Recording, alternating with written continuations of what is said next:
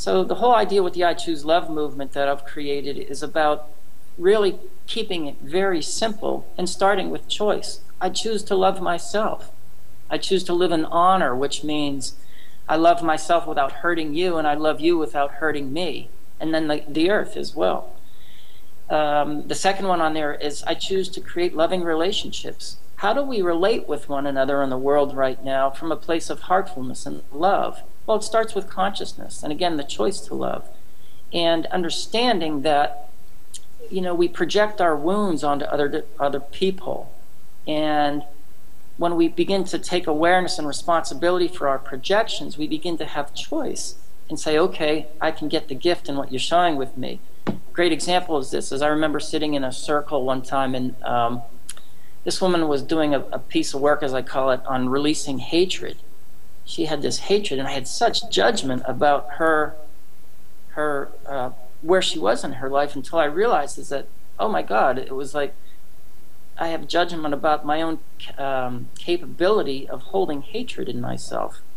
And so as I embraced that, I felt this incredibly deep connection with her, and we became fast friends, and it was a very honorable experience. So it was like, once again, I was in a safe place where I could explore the shadow side of humanity and my own humanity, and allow my heart to open and embrace that within myself, which ended up creating a bond or a recognition or a remembrance of the connection I had with this woman, and we moved forward together in a loving way. So creating loving relationships from true honesty and being able to voice those shadows in a safe environment is very critical, in my opinion, on the way. And we've lost that in our culture. We've lost it, you know, and it's been kicked out of us, it's been, you know, hammered out of us, and now it's time to embrace it and understand that if we don't do it, we're going to create a whole lot more situations like 9/11, which was a vastly huge experience for me in my life, in the sense that the song that I wrote, I Choose Love, came from that. It was a wake-up call for humanity, in my opinion.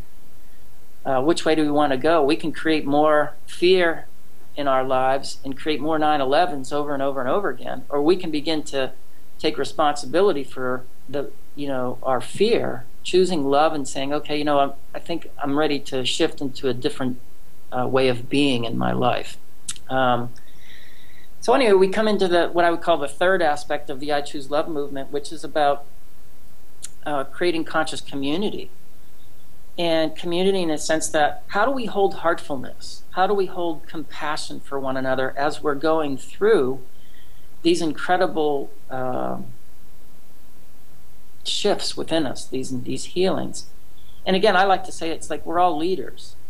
We're all I would like pods, like dolphins in a way. It's like we're grounding this consciousness in small communities at first, and hopefully it will branch out as we do it individually, and then in small communities it branches out into our larger communities.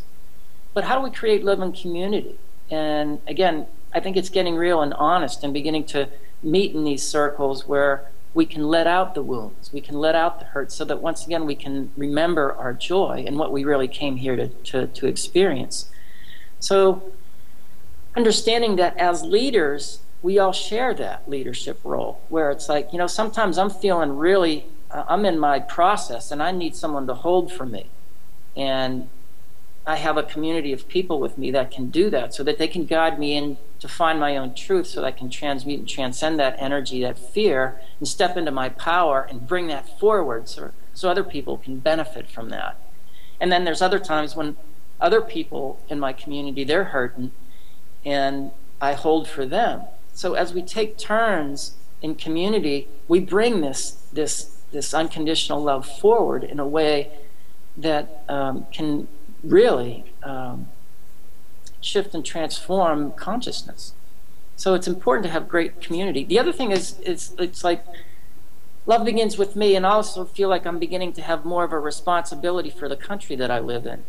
And understanding that it's, you know, it's my privilege to be here. And I love what Kennedy said years ago, in the sense of like, it's not what your country can do for you, but what can you do for your country? And I think we're at a place right now in this unity consciousness movement where I would like to invite not only myself but others to stand up and begin to call out fear in our country. It's been used against us in our advertising, in our businesses, and our religions. And it's time to transcend fear and come to a sense of true freedom. It's interesting, and as I'm growing older, the more I understand what's happening, the more freedom I require and create for myself in my life. It's really important to have full freedom. That way my whole heart can blossom. The high heart, as I like to call it, can really blossom. And again, that starts from that place of choosing to love myself and seeing the ripple effect. And it's also time, in my opinion, to love and honor the earth that we live on. I have such a passion for technology that will take us beyond fossil fuels. And when I think in terms of, like, for instance, the Pacific Ocean, there's a spot in the Pacific Ocean that's the state of the size of Texas. That's plastic bottles. How do we, come together as a community and begin to honor the earth and do things differently so that we're not living in a garbage dump, really? And it's interesting. Bruce Lipton, I think it was Bruce Lipton, and his partner, I forget his name, Spontaneous Evolution. They wrote something about, it's when the children of God have to become the adults of God now. You know what I mean? And it's like, what that says to me, it's like, as children, if we're really given guidelines and support to keep our rooms clean, then there's a sense of, like, I'm proud of myself for doing this. It's the same thing right now. I think as adults, it's time to clean up our room, because I want to leave this place really, really great for the children and, my grandchildren and my grandkids' children. And it's like, I think there are some simple things that we can begin to do as a community to love this earth. And of course that trickles into the last segment, which is loving the universe, or loving love itself. And how do we come together in service? What is my mission? And my mission and my purpose is to heal.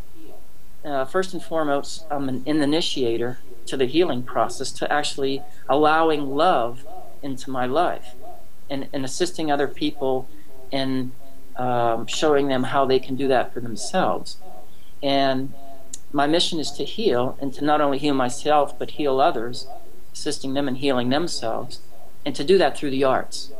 So I have a song that I created again after 9/11 called "I Choose Love," and I would invite anyone to embrace this song as you're moving through your transformational process, and allow it to nurture your soul. I can see laughter, or I can see tears. I see a choice, love or fear. What do you choose?